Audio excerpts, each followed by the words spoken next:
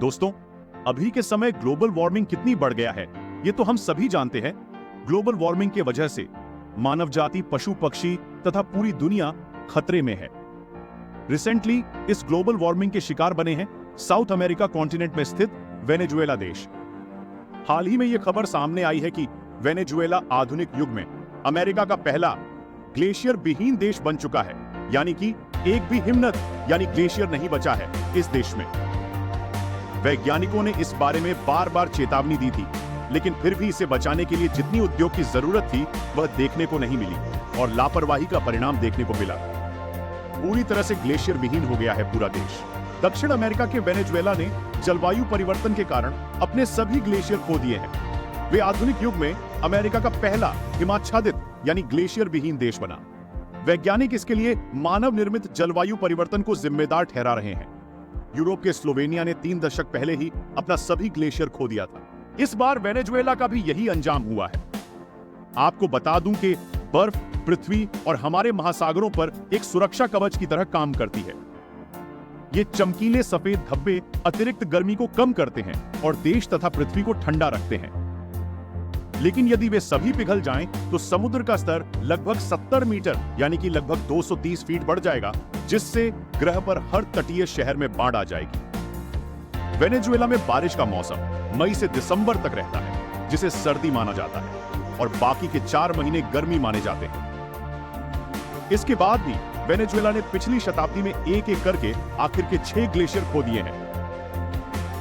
2011 तक एक एक कर 5 ग्लेशियर पिघल गए और छठा ग्लेशियर हम्बोल्ट था। वहां के वैज्ञानिकों ने इसी साल मार्च में कहा था कि यह भी नाटकीय रूप से सिकुड़ सा गया है, अब वह भी मिट गया। हाल ही में यूरोपीय संघ के कोपरनिकस निगरानी परियोजना द्वारा ली गई उपग्रह की तस्वीर से पता लगा है कि हम्बोल्ट ग्लेशियर केवल 2 हेक्टेयर तक बचा है, जो कि 5 एकड़ से भी कम है। लेकिन कुछ साल पहले तक हम्बोल्ट ग्लेशियर का क्षेत्रफल 450 हेक्टेयर यानी 1100 एकड़ था। किसी हिमक क्षेत्र को ग्लेशियर तभी कहा जाता है जब वह कम से कम 25 एकड़ में फैला हो। इससे कम क्षेत्रफल में वह ग्लेशियर नहीं कहलाता है। उस संबंध में वेनेजुएला एक ग्लेशियर शून्य देश है। हम्बोल्ट ग्लेशियर को ला कोरोना यानी कि राजमुकुट के नाम से भी जाना जाता है। वेनेजुएला की सबसे ऊंची चोटी मेरिडा कॉर्डिलेरा पर हावी थी। वैज्ञानिक पहले ही चेतावनी दे चुके थे कि यह भी सिकुड़ रहा है। अभी इस ग्लेशियर का आकार 2 हेक्टेयर भी नहीं है।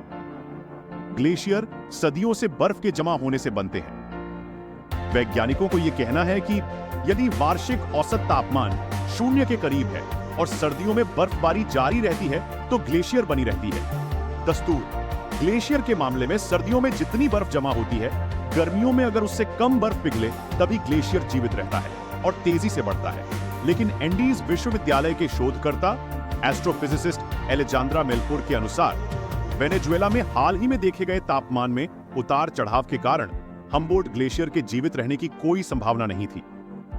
हम्बोल्ट ग्लेशियर के कम से कम 1 और दशक तक टिके रहने की भविष्यवाणी की गई थी, लेकिन उससे पहले ही यह क्यों पिघल गया? इसके पीछे कई कारण हैं। वैज्ञानिकों ने कहा है कि इसके लिए मानव निर्मित कारक जिम्मेदार हैं। मानव जनित जलवायु परिवर्तन के कारण, ग्लोबल वार्मिंग और बढ़ते तापमान के कारण वेनेजुएला में ग्लेशियर खत्म हो गए हैं। एलेजांद्रो ने कहा है कि जिस गति से हम्बोल्ट ग्लेशियर पिघल रहा है वह जलवायु परिवर्तन के कारण है। इसके बाद हुई गर्मी ने ग्लेशियर को पिघला दिया। वैज्ञानिकों को डर है कि आने वाले दिनों में वेनेजुएला ही नहीं, कई देशों को इस संकट का सामना करना पड़ सकता है। उन्होंने कहा है कि वर्ष 2100 तक दुनिया के 80% ग्लेशियर व्यावहारिक रूप से गायब हो जाएंगे। हालांकि जिस गति से हम्बोल्ट ग्लेशियर लगभग नष्ट हो गया है, उसे देखते हुए अगर खतरा जल्दी आ जाए तो वो आश्चर्यजनित नहीं होगा।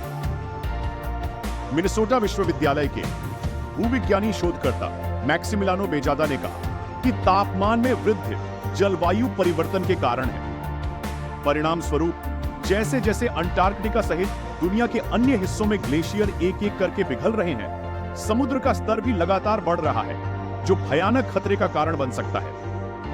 दोस्तों, ग्लोबल वार्मिंग के प्रभाव से ही गर्मी इतनी बढ़ गई है और हर कुछ दिनों बाद चक्रवात, सुनामी, फ्लड और बवंडर जैसे डिजास्टर का सामना करना पड़ रहा है।